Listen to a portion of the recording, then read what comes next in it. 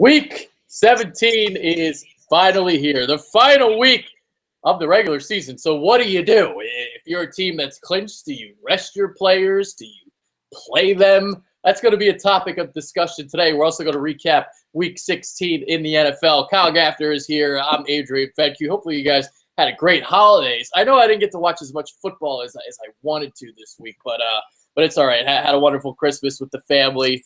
I got to listen to way too much Christmas music, though. My ears are ringing.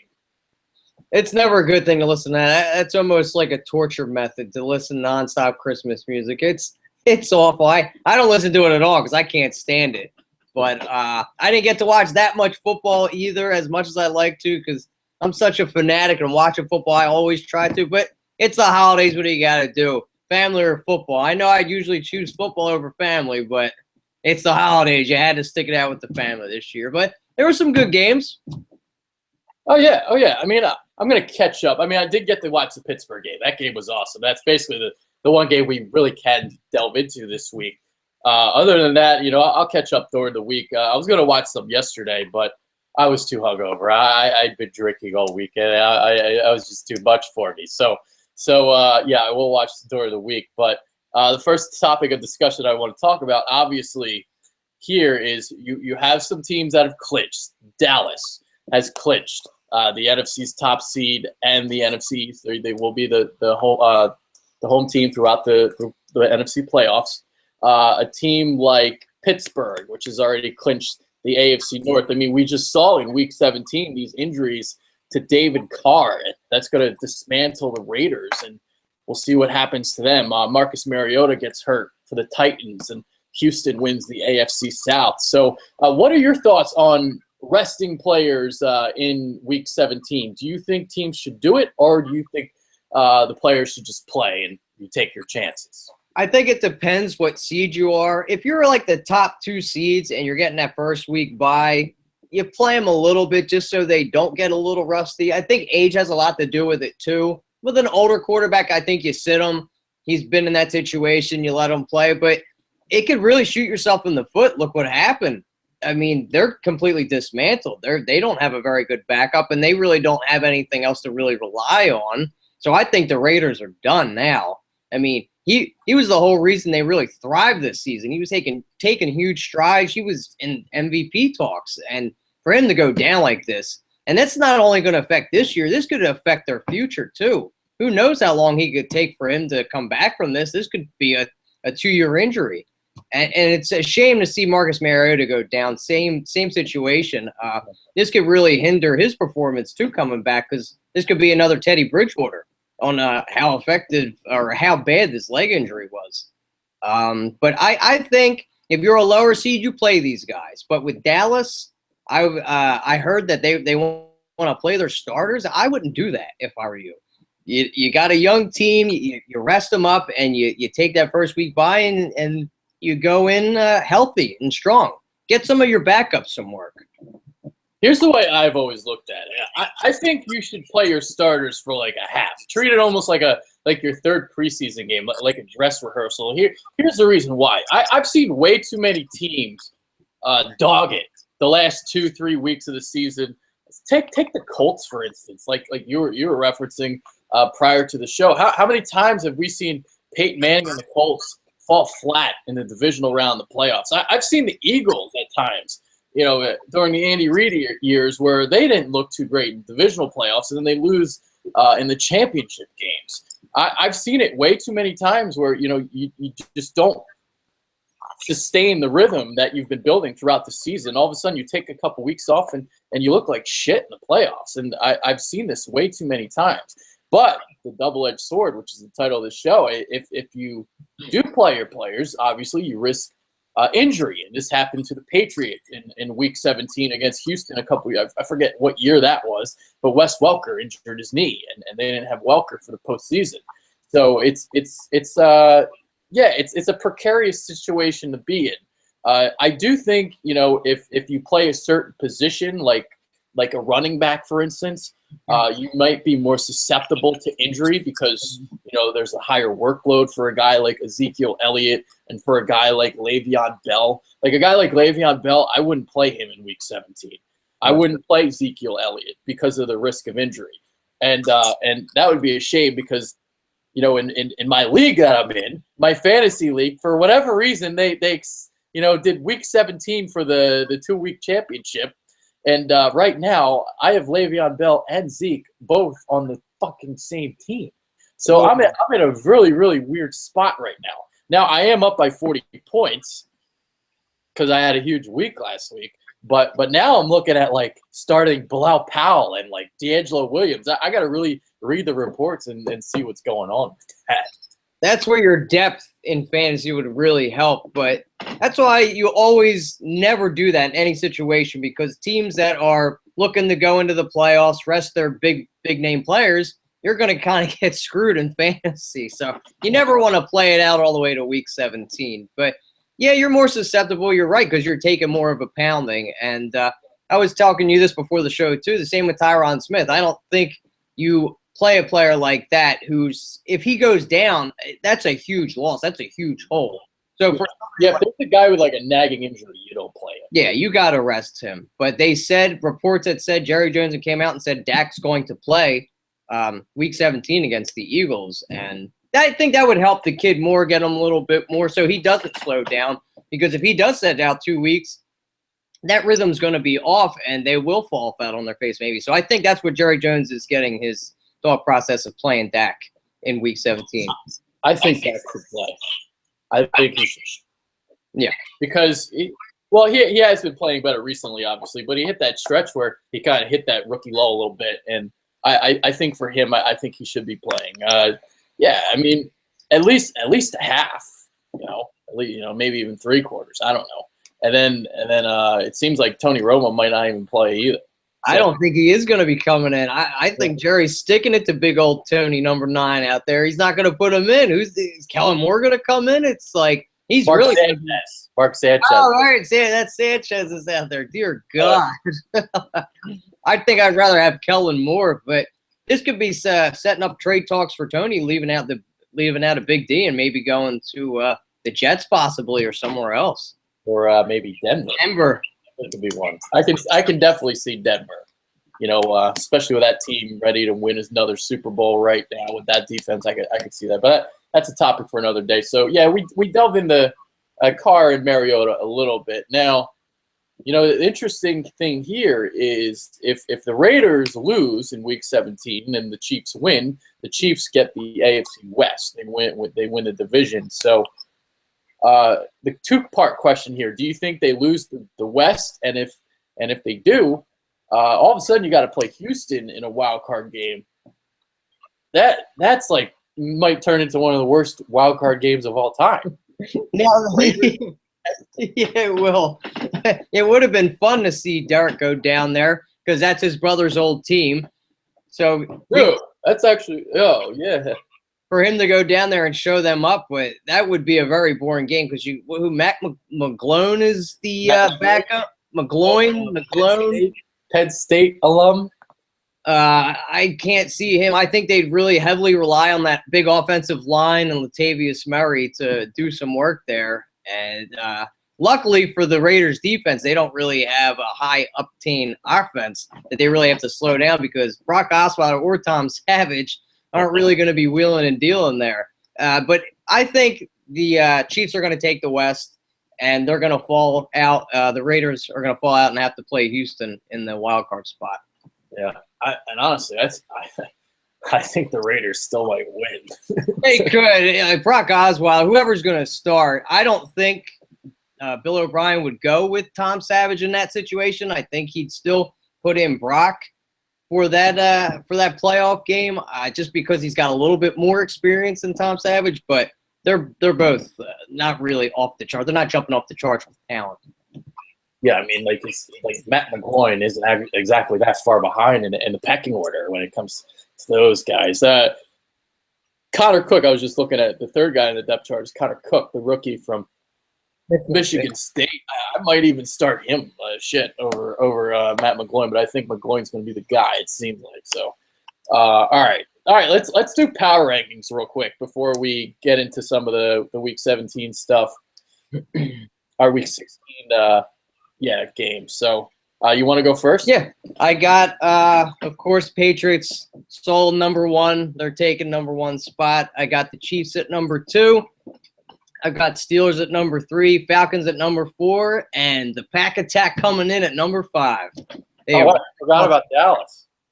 I hate to do it. You're right. I'm going to have to throw them in at number 3, and then Falcons at number 4, and then the Pack Attack at number 5, even though I think Dallas is going to get knocked out in their first playoff game anyway. But yeah, they'll be at number 3 for me. If they play Green Bay, I don't think they're going to beat Green Bay. I got New England, Dallas, Green Bay, Atlanta, Kansas City. That's my top 5.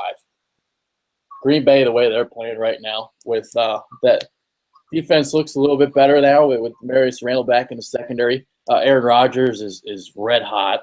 I mean, this is what he does in December.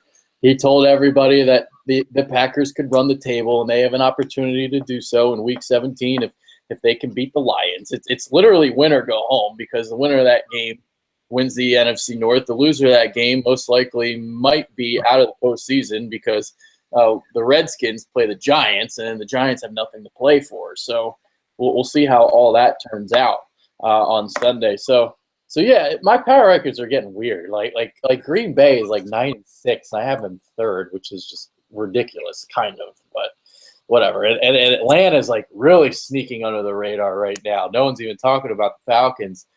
They've been red hot again. So they started red hot, then they cooled off, and now they're red hot again. And Matt Ryan has been unbelievable. So yeah. So all right, let's get into the games from the weekend.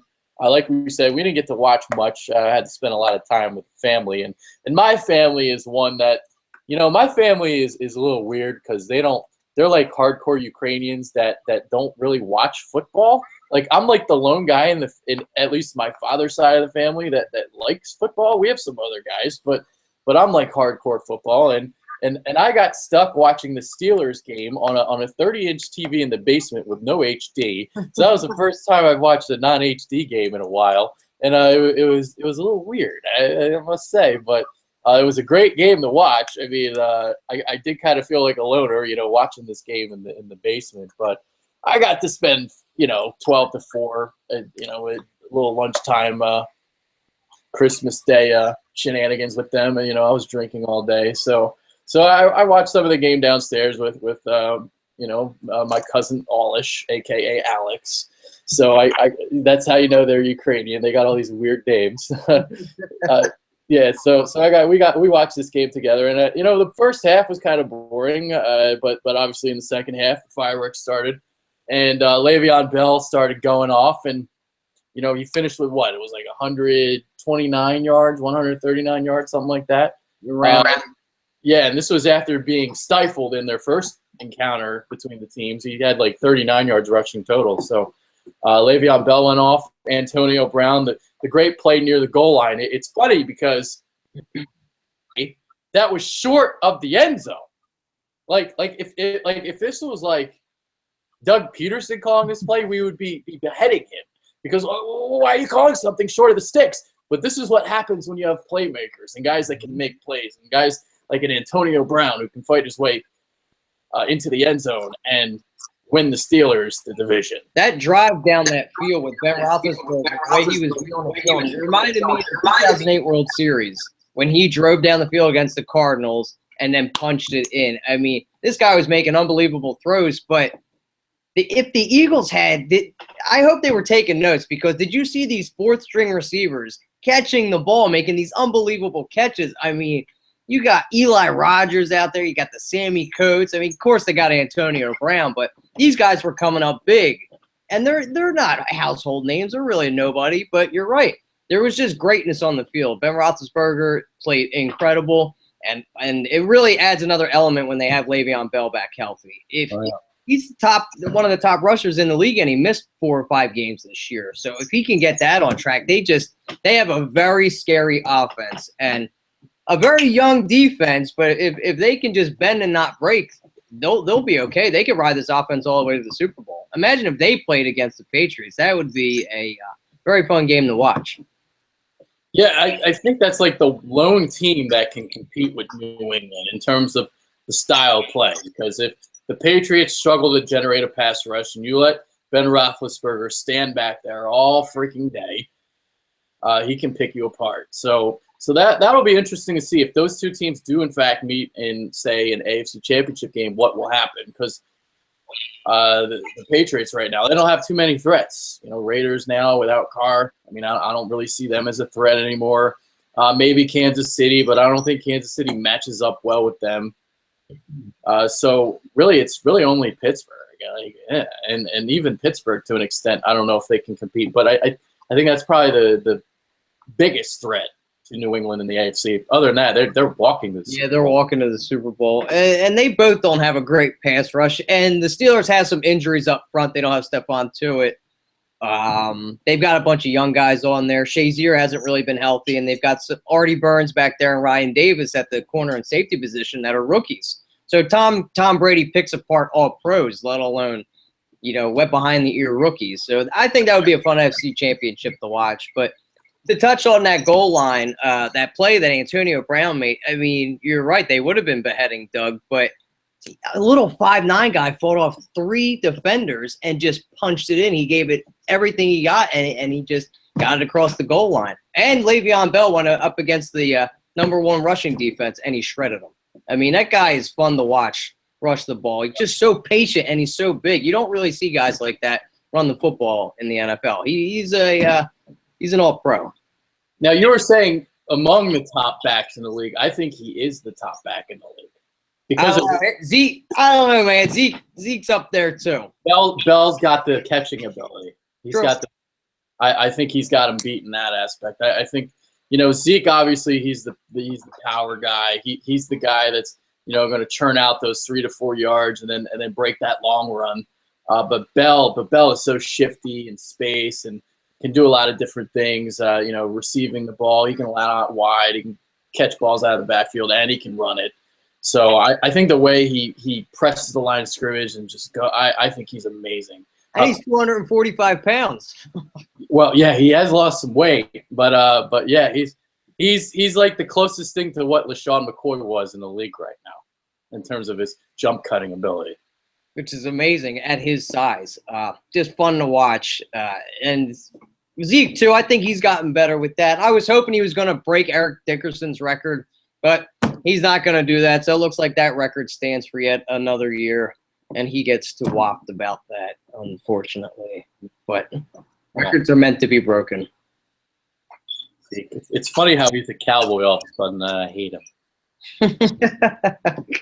But no bias in my running back evaluation. I think Bell is better. Now the thing that's great about Zeke though is he is a fantastic blocker.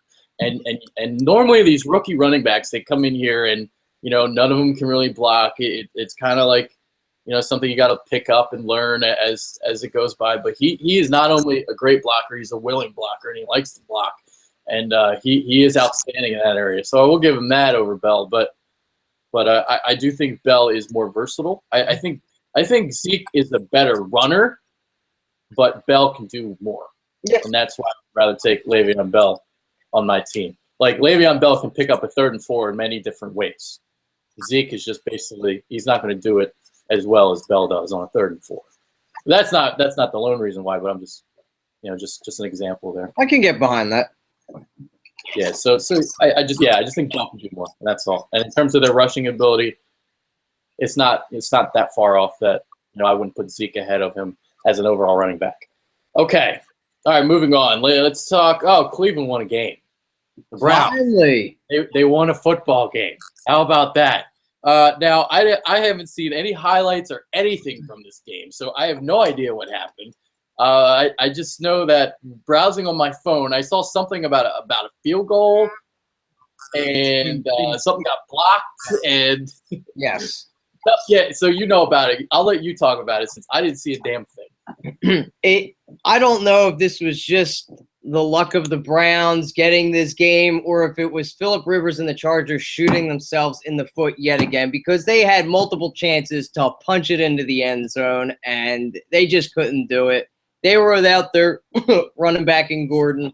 So it was all on Mr. Rivers out there. But what had happened is they stopped the Browns multiple times. They were in the red zone twice, and they threw a pick, and then there was a blocked field goal, and then Lambeau actually missed a field goal as well. So it just looks like it was in the cards for Cleveland not to join the other lone team, the Detroit Lions, in the 0-16 club. So good for you, Hugh Jackson. I'm happy for you. Happy there for Cleveland for them to get that win. So it's good for Hugh to get that because the guy has put up with a lot of crap this year. I mean, he doesn't have the most talented roster, as we know, but he's made do with what he has. And I just hope he gets to put his imprint on the team before they ship him out and add number what are they up to, 43 coaches in the past 5 years?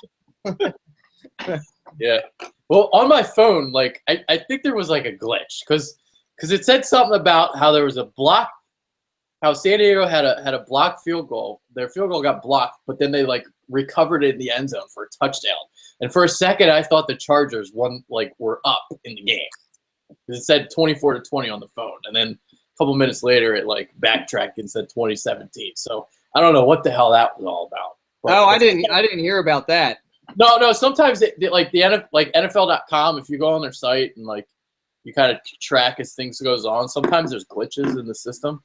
And I think that's what that was, because at that point, yeah, I was already at my family's house, and like like I said, there's Christmas music blaring in Ukrainian, like Bog Predvichny, and if any Ukrainians are out there, you know exactly what I'm talking about.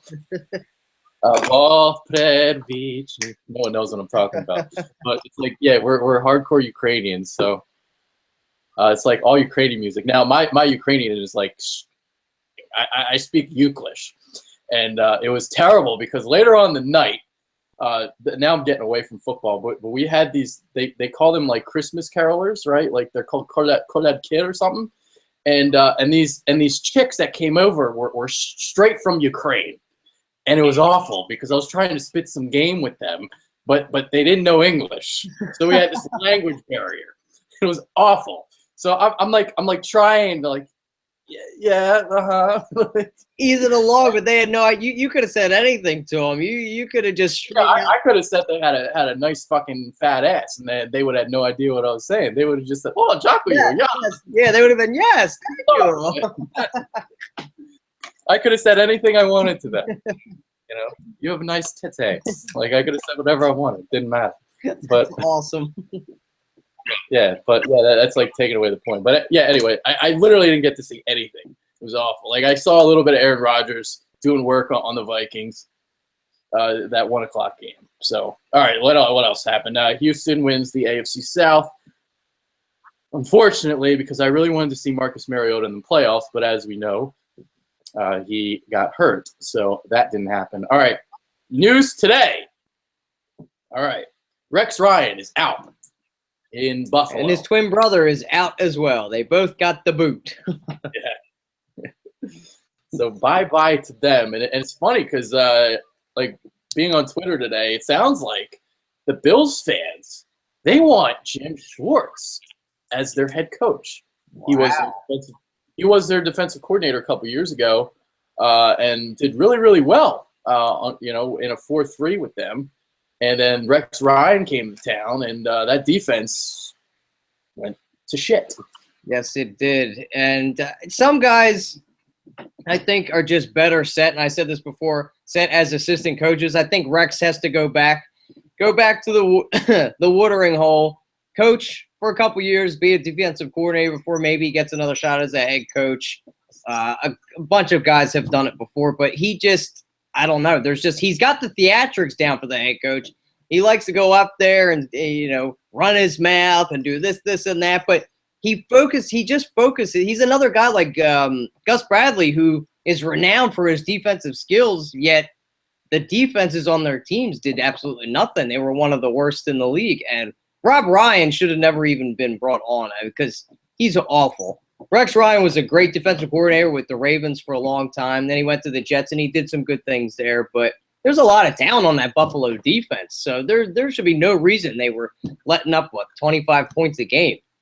You got great shutdown corners. You got a nice young defensive line there too. So there's no doubt that they want to get – they have the longest playoff drought, so they want to get a guy back in there that's going to revive that city and bring them back to the glory land of going back to the playoffs, because I think it's been since 1993 or 4 for them since they've been in the playoffs. Maybe not that long, but it's been a pretty damn long time. Yeah, I'm curious. It's been since '99, since the Music City Miracle, I think. Yeah, I think you're right. I think it is 99. It was them and then Oakland, but they had broken their streak, as we know. Yeah. The problem is, one of the problems is the philosophy of Rex Ryan. The NFL has surpassed him, because the way the game is right now, with the spread offenses and throwing the ball around the yard, he's the guy that wants to run the football all the time and ground and pound, play defense mentality. And I believe he was the only guy in the NFL last year that ran the ball more than he threw it. I don't know what the stats were this year. I didn't look at them, but I know that for a fact that's what it was last year. And it's like the Jeff Fisher thing in Los Angeles. It's just like the game has passed him, and I don't think he's gonna get a job anywhere else. Maybe a defensive coordinator. I don't know, but I don't think he's built for this style of play. And you're right. He does talk a lot. A lot of words come out of his mouth. And now he's got a foot in his mouth. Not that he doesn't hate a foot in his mouth. He kind of likes that shit. But yeah, you get the point. He's somebody that likes to be he likes it rough, we'll say. He'll get a job, though. He definitely will. Rex Ryan will get hired. Not as a head coaching job. He's got a huge ego, as you touched on. One of those. But does he want to be a defensive coordinator? Yeah. Because of his ego, like you were saying. Yeah, he got his shot at when he was with New York, and he loved it, and he never wants to go back that way. His dad really didn't have success either when he was a head coach. Great defensive-minded guy, just didn't have success when Buddy was a head coach either.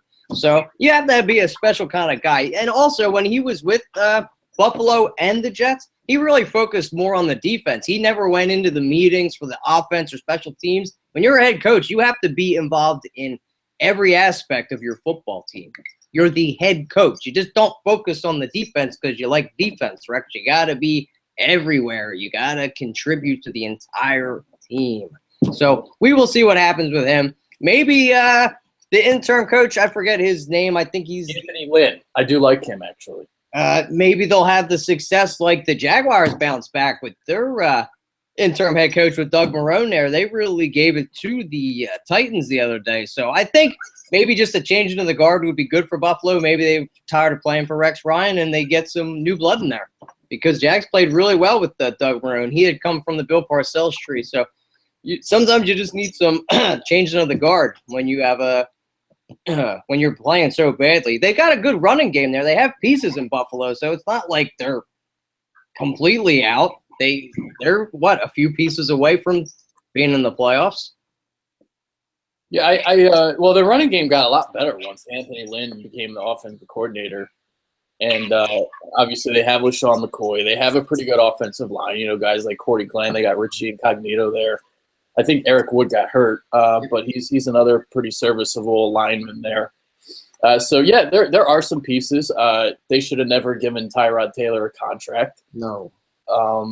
He had that good year last year. I think you got to maybe look for a quarterback. I don't know what that cap situation is, or if they can even cut him. I don't know. I haven't looked into it, but I think they need a quarterback. EJ Manuel is not the answer there. So I think they just need some fresh blood, because I think there are some pieces there. They need a quarterback. Their defense, at least on paper, looks okay. I mean, they are aging. It's getting older. Although I do love, the secondary is pretty young, and Stephon Gilmore and Ronald Darby are Parrish, really, really good cornerbacks. Mm-hmm. So I like those two guys. Marcel Darius is there. He's good. Shaq Lawson. So they've got a mix in between. Kyle Williams is getting a little older, but you're right. Yeah, Kyle Williams and blanking. Who's the other one? The defensive end. Whatever. I'm blanking. I'll look it up. Alexander? No. I know. I see him right now. I'm seeing him rushing with. Dude, it's very easy. You're not talking about Mario Williams. Jerry Hughes. Oh, Jerry Hughes, yeah. Mario Williams is in Miami. Yeah, no, I know. I just didn't know if you thought he was still on that team. Yeah, Jerry Hughes. Jerry Hughes was always like one of the more underrated rushers in the league, and I don't know how old he is. I think he might be 30 now. He's up there. He's in his late 20s, I think. Yeah. All right, all right, week 17 coming up. Not much to play for in the NFL. This isn't like one of those great years in the league where there's a bunch of games that matter. Not really this year. The big one, obviously, Green Bay and Detroit on Sunday night. That's the one that's for all the marbles in the NFC North. Besides that, we'll keep an eye on Oakland, Kansas City. We'll see what happens there. And Redskins Giants at 425. That has some meaning for the Redskins. If they win, they're in. They would get the 6th seed. So I would think the Redskins would win that game, being at home and facing a Giants team that has nothing to play for. So the two games that really matter: Green Bay, Detroit, Redskins, Giants, and we'll see how Oakland, Kansas City plays itself out. Yeah, those are the really only three we got there. And week 17 is normally just like rest everybody. It's meaningless. It's a meaningless week. People are getting set up for the playoffs. Other teams are getting ready to go over to Hawaii and get their golf game on. So we'll see. I'm really excited to watch that Green Bay game, though. They've been playing out of their mind, and we've seen it year in and out. A lot of the times the number one seeds don't continue on. It's a team that gets barely in on a wild card and rides that hot streak all the way to the championship. So because they've got that continuity going. Except last year was, I think, the first time in a while that the two number one seeds actually made it to the playoffs, in the Panthers and the Broncos. But Super Bowl. What did I say? You said playoffs by accident. Yeah, Super Bowl, right. So, yeah. So, I mean, we'll see. I'm really rooting for Andy, though. I really like the Chiefs. They got Justin Houston's a little banged up. He's got that defense playing well. And I want Andy to win the Super Bowl, really. I'm rooting for Andy to win the Super Bowl. Yeah, there's like a love-hate thing with that. Like I would love to see him win one because of like how many people hated him here in Philadelphia because I was always an Andy Reid guy. I never strayed away from him, even though like people said how many times he choked, all that. It's not hard to build a team like he did and sustain that type of success for as long as he did. And now we're seeing how hard it is with him now not here anymore. And, Chip Kelly was here, and now Doug Peterson looks like he sucks, and we'll see what happens with him. So, yeah, we were spoiled in Philadelphia, and people didn't realize it. So, I am hoping he wins. But at the same time, it's like, oh, why couldn't you win one here? So it's like it's a little bit of that. That will be a little bit of Philly luck because we've had players that have played here and then leave and go tear it up for another team. So maybe that will be Philly luck that the coach that's been here for so long leaves and goes and wins the championship. I mean, he kind of revived the Kansas City Chiefs as well. I mean, they were a mediocrity for a while, and then he kind of brought them back up to, championship caliber again. So I'm rooting for Andy. I really hope he can bring one home for him. So we will see what happens. Yeah, I'm trying to think because I know when he took over they were like 2-14 the year before, but I think they suffered through a lot of injuries. I think he's like taking them to the next level. Like they were a playoff team. They were like 8-8. They were like an 8-8 team. Like they weren't like 12. Now I gotta look this up. All right, Andy Reid. I'm pretty sure they were like solid before that because they had a good roster. They didn't have a quarterback. They were kind of scrambling there. They didn't really have any wideouts there. They got Dorsey over there. They brought Andy and Dorsey back together, reunited the Green Bay Packer tandem, and they really turned things around. That trade for Alex Smith, that was big for them. They were just in mediocrity, I believe. They weren't like the Chiefs of old with Trent Green and Priest Holmes and Tony Gonzalez. They were like stuck in the middle there for a while. They kind of sucked. That's why they had all those high draft picks. They had Eric Berry. They had Tyson Jackson was a bust. Glenn Dorsey was a bust. But they were in the top 10 for a while there. Yeah, they went 10-6 in 2010. They lost in the playoffs to the Ravens in the wild card round. Then they went 7-9. Todd Haley got fired. Mm-hmm. They had Romeo Crennel for a year. That was the year that they went 2-14. Mm-hmm. And then 2010 is when they had Matt Castle, right? 2000. That might have been that year that Matt Castle did well. I think it was the only year he did well. Well, yeah, he had that good year in New England too. Well, that was the team around him that gave him that contract to go over to Kansas City. Let's see. Who the hell was on this team? I'm drawing blanks, man. There was you had Tony. I'm trying to find the quarterback. I hate looking at Wikipedia for this stuff. The best Pro Football Reference, but for whatever reason, I pulled up a Wikipedia page. Well, 2010, because they got Castle in 2008, because Brady went down in 2007. That's when Castle played there. He went over to the Chiefs. I think he played there for 4 years, from 2008 to 2010 or 11. And then that's when Andy went there in, 2000? Yeah, I know Castle. Yeah, I know he had that one good year, like great year, and here it is right here. Swore it was 2010. So he had 27 touchdowns and 7 interceptions in 2010. That's when Dwayne Bowe was still tearing it up. Yeah. So they had that one good year under Matt Castle, and then they struggled with Matt Castle the next year, and then the year after that, I think they had just a ton of injuries, and they struggled. And they were looking for that guy, and then Andy got in there, and Dorsey, and then that's when they made the trade for Alex Smith and kind of turned things around. Oh, wow. Brady Quinn started 8 games in 2012. That's pathetic. Yeah. Anyway, that's way too much rambling about the early 2010 Chiefs. So yeah, so that's when you know you're heading toward the end of the show. By the way, we never got Eagles talk in, so I guess we'll get a little bit of that in here to close. What were your thoughts on the Eagles game from Thursday? That was already a long time ago. They played well. I loved it. They have fire in their belly. The defensive line was playing great. They were fucking getting all over Eli Manning. I liked it. And Carson Wentz played great. I love what I saw out of that kid. It was awesome. I mean, it sucks they lost Ryan Matthews to yet another injury. But Lane Johnson came back, and what a difference he makes. When they were running behind him, he has fresh legs. Let's hope he doesn't have another hot UT and melt a cup, because he'll be out for 2 years then. We can't be affording that. Yeah, it's amazing how the running backs are all of a sudden in the fast lane once Lane Johnson was paving the way for them. The thing I picked up today, and I was watching the press conference from Frank Reich, and there was something that he said today which caught my attention.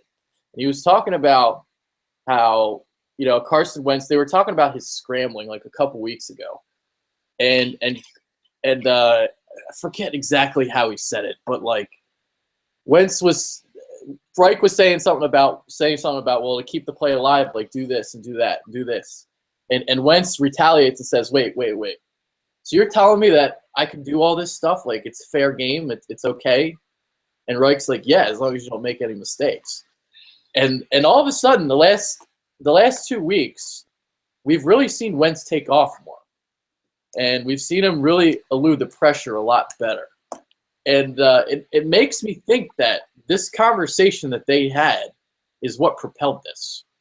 I will have to watch this press conference again. I will be doing an article on it for the morning for Philly Influencer, but that really caught my attention today during the press conference, because as we saw during the game on Thursday night was the duck that he had to elude the defenders. He had a couple where he spun away from pressure. Fortunately, he did throw that one interception where Bryce Treggs didn't come back to the ball. But yeah, we've been seeing a lot more of this over the last couple of weeks with Carson Wentz and eluding pressure, and I really like what I've seen in that area of his game. And you think they've been holding him back? You think that's what it is, and they're finally just taking the top off and say, just go at it, take it as it comes, just No, do you think Doug Peterson has kind of, I don't know, had baby gloves on him, and they just basically sat down and had a conversation and were like, okay, if you see it, just play the way you played in college? Is that what you're trying to get? You're getting at? What I'm getting at is almost like Carson Wentz baby gloved himself. Really? You don't think this was coming from up top? You think it was him?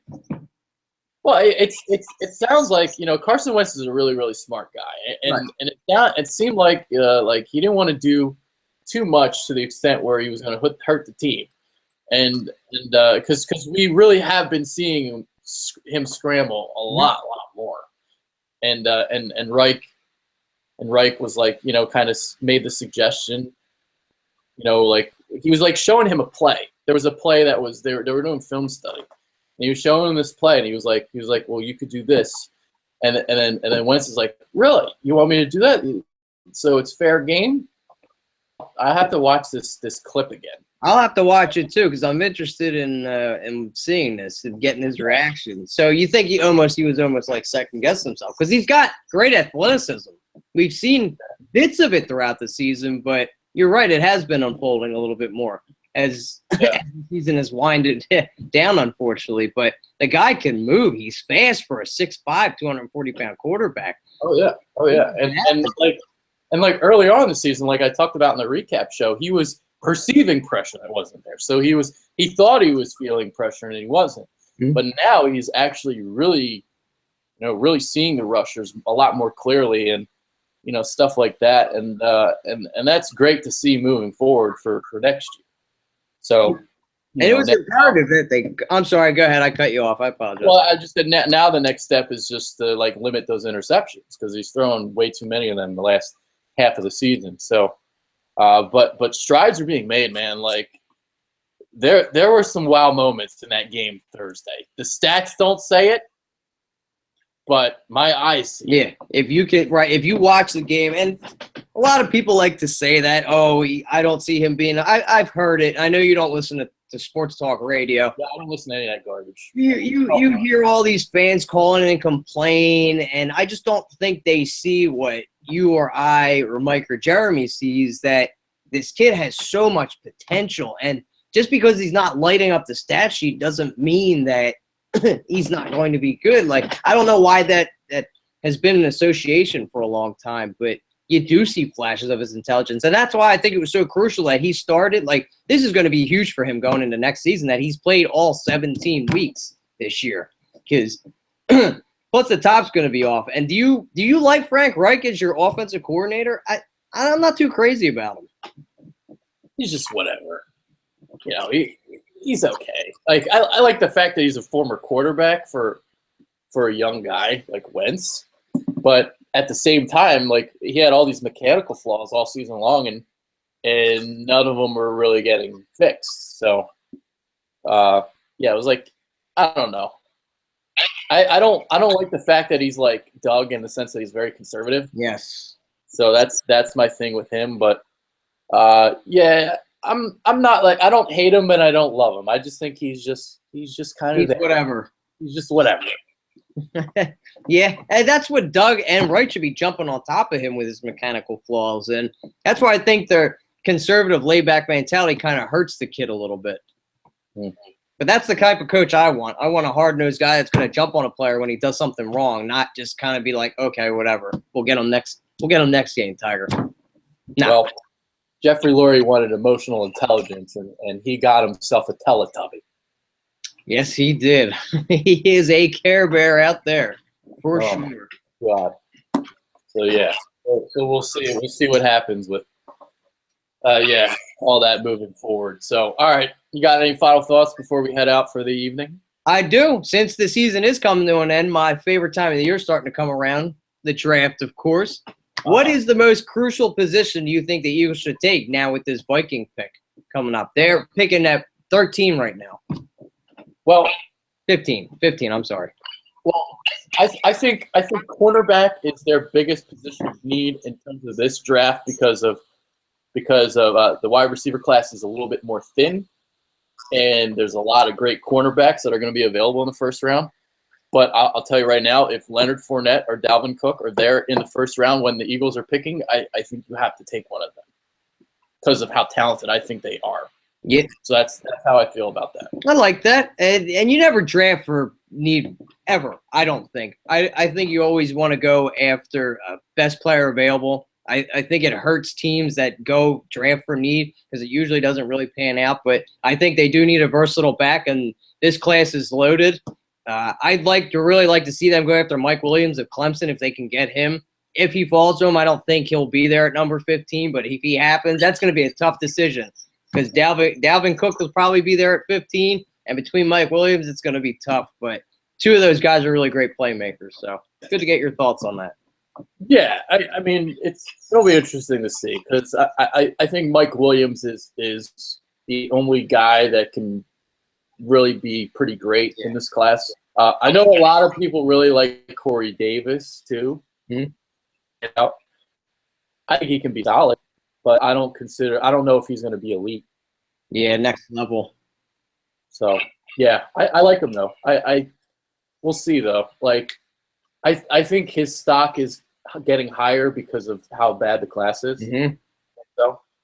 But I like him and I don't. Like I think he's solid. I think he's going to be pretty good. I think he's the second best receiver in his class. But in terms of what the second best receiver in a class is supposed to be, there's been better. It's not like it's the class of 2014 that you're talking about here. So, and it's a very weak tackle class coming out this year too. So I think corner or running back should be there. I would love to see Leonard Fournette or Dalvin Cook on this team, though. Man, yeah, I would love. I don't think they're going to fall, but we'll see. Yeah. Hey, what's your final? You have any final thoughts? Temple broke my heart today. 10-3, losing to freaking Wake Forest. Like that team is great. That school's known for basketball. And what were they? What would you say? They were 6-6, and they dropped. They were 6-6. They averaged 19 points per game. And the Temple defense came in allowing only 20 points combined over the last 4 games. And they gave up 31 in the first half. It was an awful first half. And then they fought back valiantly. Resilience shown in the second half, but they come up short. They ran for minus 23 yards on the ground. Oh my God. Wow. Well, minus 54 of those yards were from Philip Walker sacks, but because Walker is the guy that, like, when he scrambles, he scrambles. Like, he goes backwards. And there was a point in the game where there was like a 2nd and goal, and he scrambled all the way back to the 30. Oh my God. What the heck? Does he think he's playing Madden, dude? Like, that only works in Madden. This doesn't work in real life. It's so hit or miss with him because when he does escape the pressure and he does elude it, then he gets, he makes some plays downfield. But then there's instances where we saw today, like that play, because they were down by 8 in the 4th quarter, and all of a sudden you have they had a 3rd and goal from the 30, you're not going to go for a touchdown at the 20 on a 4th and goal. You're going to kick the field goal. Right. So they couldn't go for it. And then the ensuing kickoff gets returned 80 yards. Wake Forest kicked the field goal, so it's 34-26. And then Temple had a really, really interesting sequence of events to end the game. They tried to run the ball on a 3rd and 1 with less than a minute left. They didn't get it. And then 4th down, they threw it to nobody. So I don't know what that call was supposed to be. And they lost. So the Owls lost to Wake Forest. I thought they were going to kick the shit out of them, and they didn't. It's just like last year. It was disappointing when they fell short in their bowl game. Oh, man. I mean, that was a little bit higher stakes because they played a worthy adversary. But this year you figured they'd walk all over Wake Forest, and they didn't. And they just slept through the first half. Like, these bowl games, you just never know which team wants it and which team doesn't. And it didn't seem like Temple wanted it. Like, Matt Rule wasn't there, and they fell flat. They just that defense was not there in the first half, and that was the problem. Why, Matt Rule? Why? Yeah. So, yeah, that's my final thought. Anyway, hopefully the show didn't go too long. I said it was going to be a short show. It never is. It never is. Never is with me. Well, I started babbling too much. Talking about hitting on Christmas carolers. So, That's all right. It's the holidays. Yeah, these chicks they're like in their mid-20s, and they're like full-fledged Ukrainian, man. Like I couldn't say anything in English because like when I try to spit game on a Ukrainian girl, they always think like my Uklish is funny. I'll mix in English and Ukrainian at the same time, and they just eat that shit up. But with these girls, Nothing. I couldn't do anything. I don't know Ukrainian that well. That should have been a layup, though, man. They didn't know what you were talking about. You could have been saying anything. That should have been a layup for you. Well, they weren't understanding it. That's all right. You just kind of lead them along. You go in, and you just go for the kiss, man, and then you go from there. You go from first to third. Well, there wasn't going first to third with all the family around, but